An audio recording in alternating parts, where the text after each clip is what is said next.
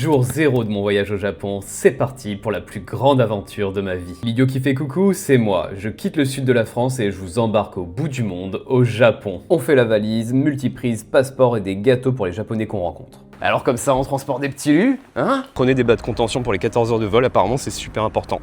Bon, ça y est, j'ai mes bas de contention pour le Japon. Et c'est parti pour un long voyage. Première étape, le train pour aller jusqu'à Paris. Petite crème pour une bonne circulation sanguine pour madame et pour moi, un petit sandwich dernier repas français. On a déjà fraudé, sans le faire exprès. En fait, on a pris un métro à Paris qui menait au RER pour l'aéroport. Et une fois arrivé à l'aéroport, en fait, il fallait payer un billet spécial. Sauf que nous, il y avait bien écrit RER sur notre ticket, mais apparemment, c'était pas bon. Au final, il y a un mec de l'aéroport qui nous a ouvert et qui a dit allez-y. Donc, on a économisé 13 €, c'est déjà ça. C'est l'heure du départ, je vous laisse deviner qui aime l'avion et qui ne l'aime pas. Ça y est, on y est, plus de doute. 19 ans après mon premier manga, je vais enfin découvrir le Japon. Le trajet, il a été plutôt long, la nourriture pas terrible, mais ça y est, on a notre petit tampon avec le mont Fuji. On arrive enfin à notre hôtel, faut que je vous raconte tout ça.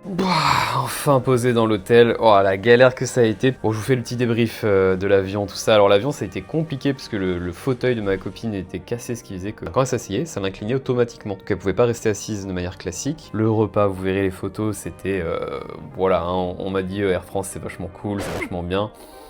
Bon bah j'ai pas envie de voir ce que c'est ailleurs, hein, parce que clairement ce qu'on a eu c'était pas fou. Là on est arrivé et là en fait la galère a commencé parce qu'on a quasi perdu 1 heure juste pour sortir parce qu'en fait on est venu scanner nos QR codes de Visit Japan Experience. En fait au début ça a bugué parce que la borne sur laquelle on était buguée, puis après on a réussi et donc après on a pris notre train en ayant je dirais 30% de sûreté que c'était le bon train parce que j'avais utilisé ChatGPT pour savoir un petit peu les arrêts et tout ça et en fait il disait n'importe quoi, enfin franchement n'utilisez pas ChatGPT, il va vous dire des conneries et en plus moi ça nous a posé problème pour la suite. Donc une fois qu'on a fait ça on est allé chercher notre correspondance de train et là donc on a pris à nouveau un train, on n'était pas sûr à 100% mais bon ça l'a fait. Et après pour l'hôtel, qu'est-ce que j'ai fait? Je me suis dit je vais regarder ce que ChatGPT m'a dit, où je sors et là il me dit tu sors là et c'est 14 minutes à pied. Et quand je lance Google Maps je vois que lui me dit c'est 17 minutes de métro. C'est bizarre que le métro soit aussi. Et là on se met à marcher en fait c'était 20 minutes à pied de galère et vraiment on est arrivé mais quoi à même pas 400 mètres de l'hôtel et on voit une sorte du métro, le dernier qu'on a pris sur cette ligne là, donc en fait on aurait totalement pu sortir devant.